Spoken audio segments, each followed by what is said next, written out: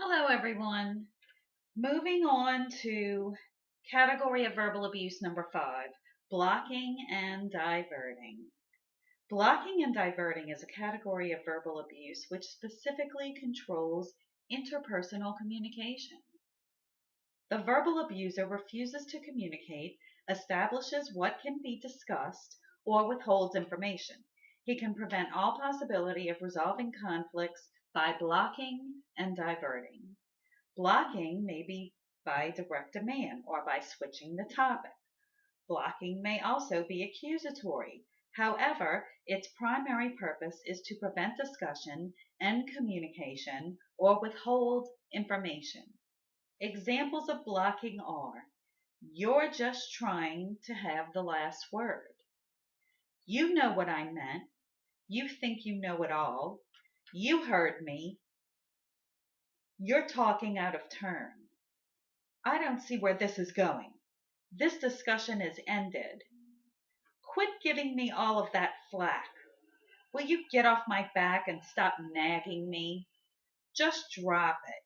You always have to be right. Where did you get a crazy, stupid, weird, dumb idea like that? Quit your bitching. I also used to get, you're just trying to start an argument. You must like to argue. And I think a lot of people have probably gotten none of your fucking business line also. Blocking can be accomplished through diversionary tactics. For example, they gave an example in a previous chapter about a partner who was asking the abuser about $40,000 that seemed to be unaccounted for.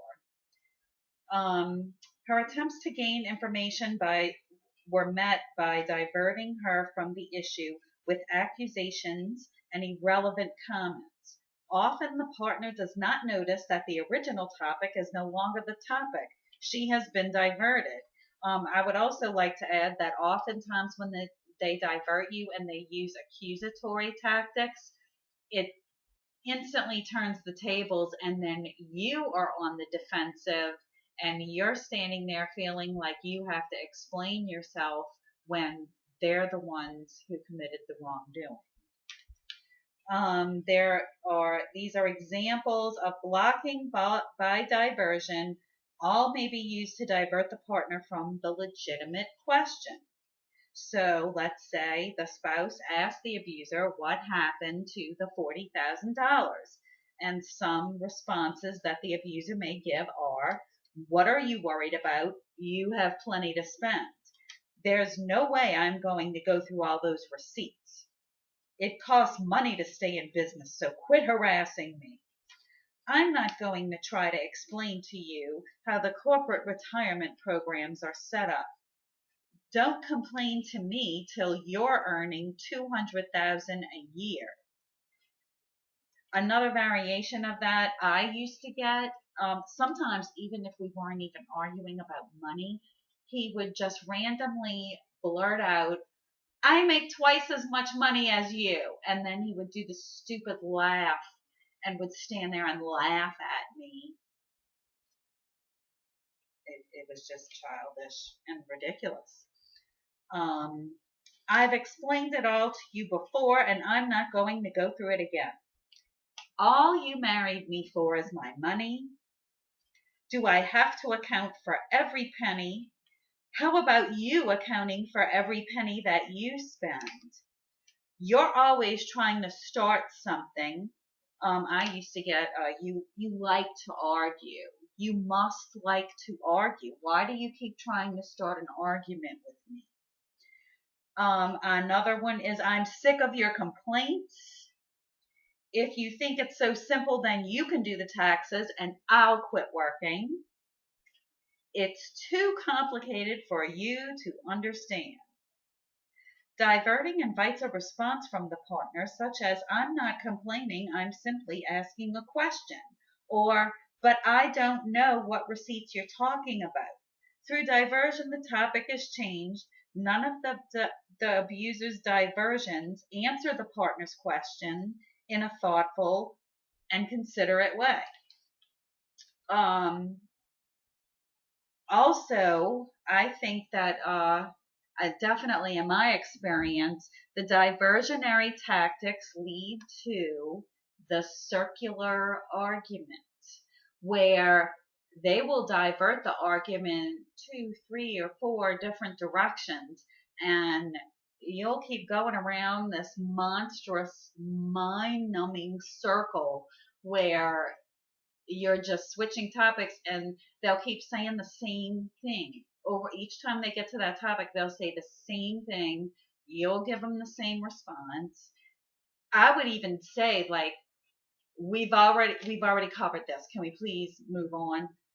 And he would just keep doing it. He would keep going through each topic and say the same thing, and I would give him the same response, and then we move on to the next topic, and we go round and around the circle, and you just couldn't get him to stop it. Like, he wasn't going to stop until he was good and ready to stop.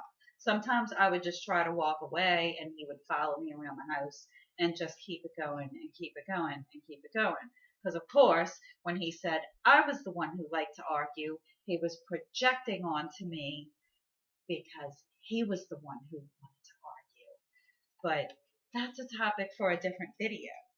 A real life example I can also give you on blocking and diverting is when I saw fit to ask him about the 2,000 plus dollars that was swiftly leaving the account per month, um, being accumulated by him through withdrawals from various ATMs around the city to pay for his ever growing drug habit.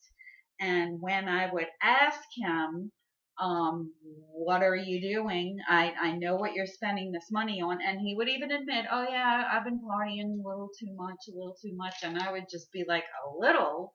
Yeah, we could be paying our kids' school tuition with this money. And in the meantime, I'm like asking my parents to borrow money. We're like borrowing money from the bank to pay the school tuition, and you're blowing over $2,000 a month on drugs. What gives? And I would get told it's my money, spoken like a true addict, right? It's my money. And then I would get told, will you sure enjoy spending my money? Like as if to insinuate that I can't say anything because I'm just as guilty of spending his money too. And yes, I did spend his money on the mortgage and the second mortgage and the groceries and the utilities and activities that the kids wanted to do. And I spent his money too. And keep in mind also that I was walking around in worn out clothes, and I would wear shoes until they literally started falling apart. I was not living a lavish lifestyle, rarely left the house, had little to no social life because I was pretty much so embarrassed of him, and kind of assumed that my normal friends and their husbands probably wouldn't get him or feel comfortable around him. So pretty much had no social life. So blocking and diverting. Thank you very much for listening, everyone.